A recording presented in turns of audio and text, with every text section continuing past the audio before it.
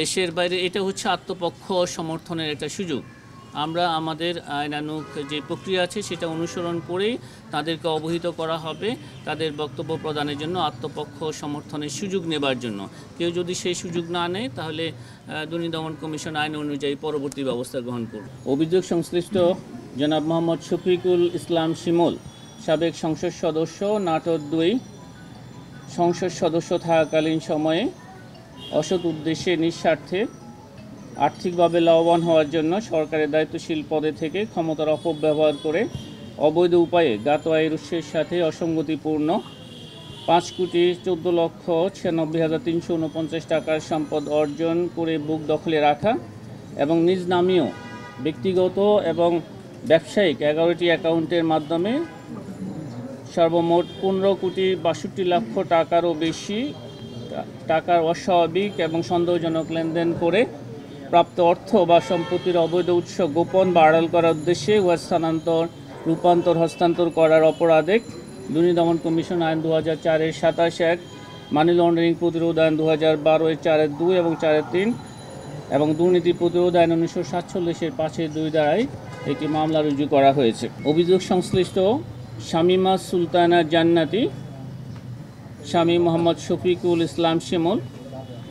সাবেক সংসদ সদস্য, নাটোর 2, অসৎ উদ্দেশ্যে নিঃস্বার্থে আর্থিকভাবে লাভবান হওয়ার জন্য তার স্বামীর ক্ষমতার অপব্যবহার করে অবৈধ উপায়ে জ্ঞাত আয়ের উৎসের সহিত অসঙ্গতিপূর্ণ 11,22,00,000 টাকারও বেশি মূল্যের সম্পদ অর্জন এবং নিজ নামীয় ব্যক্তিগত এবং ব্যবসায়িক 4টি অ্যাকাউন্টের মাধ্যমে 10 কোটি টাকারও বেশি মূল্যের অস্বাভাবিক ও সন্দেহজনক লেনদেন করে প্রাপ্ত অর্থ বা সম্পত্তির অবৈধ উৎস গোপন ও আড়াল করার উদ্দেশ্যে স্থানান্তর, রূপান্তর এবং হস্তান্তরের অপরাধে তাদের দুজনের বিরুদ্ধে দুর্নীতি দমন কমিশন আইন 2004-এর 27(1) ধারা, মানি লন্ডারিং প্রতিরোধ আইন 2012-এর 4(2) এবং 4(3) ধারা এবং দণ্ডবিধির 109 ধারায় আরও একটি মামলা রুজু করা হয়েছে।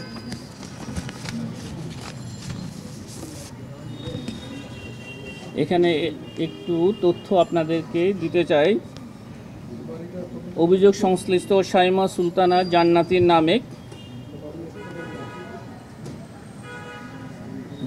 10 জানুয়ারি 2020 সালে প্রায় 17,25,000 কানাডিয়ান ডলারে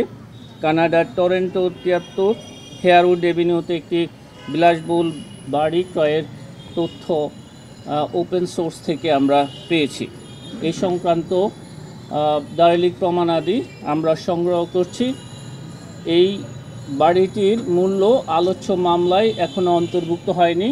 আমরা দালিলিক প্রমাণাদি সংগ্রহের পর এই অর্থ সেখানে,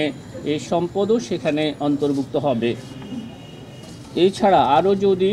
এই দুটো মামলায় আরও যদি স্থাবর অস্থাবর সম্পদ দেশে এবং দেশের বাইরে যদি পাওয়া যায় সেগুলো আলোচ্য মামলায় অন্তর্ভুক্ত হবে।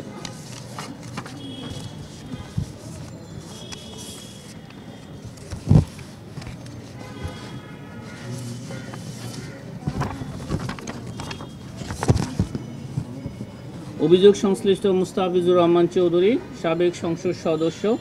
চট্টগ্রাম 16, সংসদ সদস্য হিসাবে দায়িত্ব পালনকালে ক্ষমতার অপব্যবহারের মাধ্যমে নিজ নামে 98,67,992 টাকার জ্ঞাত আয়ের উৎসের সাথে অসঙ্গতিপূর্ণ সম্পদ অর্জনপূর্বক ভোগ দখলে রেখে এবং 21টি ব্যাংক হিসাবের মাধ্যমে 18,75,00,000 টাকারও বেশি অর্থের সন্দেহজনক লেনদেন করে এবং উক্ত লেনদেনকৃত অর্থ পরবর্তীতে স্থানান্তর, রূপান্তর এবং হস্তান্তরের অপরাধে দুর্নীতি দমন কমিশন আইন 2004-এর 27(1), দুর্নীতি প্রতিরোধ আইন 1947-এর 5(2) এবং মানি লন্ডারিং প্রতিরোধ আইন 2012-এর 4(2) এবং 4(3) ধারায় আরও একটি মামলা রুজু করা হয়েছে।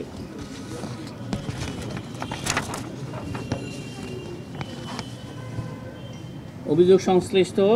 জনাব শাহিন আক্তার চৌধুরী, তার স্বামী জনাব মুস্তাফিজুর রহমান চৌধুরী, সাবেক সংসদ সদস্য, চট্টগ্রাম 16, তার স্বামীর সহায়তায় অসৎ উদ্দেশ্যে নিজ নামে 2,06,00,000 টাকারও বেশি মূল্যের জ্ঞাত আয়ের উৎস বহির্ভূত সম্পদ অর্জনপূর্বক ভোগ দখলে রেখে এবং 6টি ব্যাংক হিসাবের মাধ্যমে 3 কোটি টাকারও বেশি সন্দেহজনক লেনদেন এবং উক্ত লেনদেনকৃত অর্থ পরবর্তীতে স্থানান্তর, রূপান্তর এবং হস্তান্তরের অপরাধে দুর্নীতি দমন কমিশন আইন 2004-এর 27(1), দুর্নীতি প্রতিরোধ আইন 1947-এর 5(2) এবং দণ্ডবিধির 109 এবং মানি লন্ডারিং প্রতিরোধ আইন 2012-এর 4(2) এবং 4(3) ধারায় আরও একটি মামলা রুজু করা হয়েছে।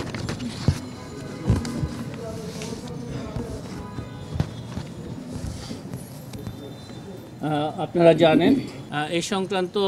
যে অনুসন্ধান দল গঠন করা হয়েছে তারা এই বিষয়ে দুর্নীতি দমন কমিশন আইন এবং বিধি অনুসরণ করে তাদেরকে জিজ্ঞাসাবাদের প্রয়োজনীয় ব্যবস্থা গ্রহণ করবে। দেশের বাইরে এটা হচ্ছে আত্মপক্ষ সমর্থনের একটা সুযোগ। আমরা আমাদের আইনানুগ যে প্রক্রিয়া আছে সেটা অনুসরণ করেই তাদেরকে অবহিত করা হবে তাদের বক্তব্য প্রদানের জন্য, আত্মপক্ষ সমর্থনের সুযোগ নেবার জন্য। কেউ যদি সেই সুযোগ না নেয় তাহলে দুর্নীতি দমন কমিশন আইন অনুযায়ী পরবর্তী ব্যবস্থা গ্রহণ করবে।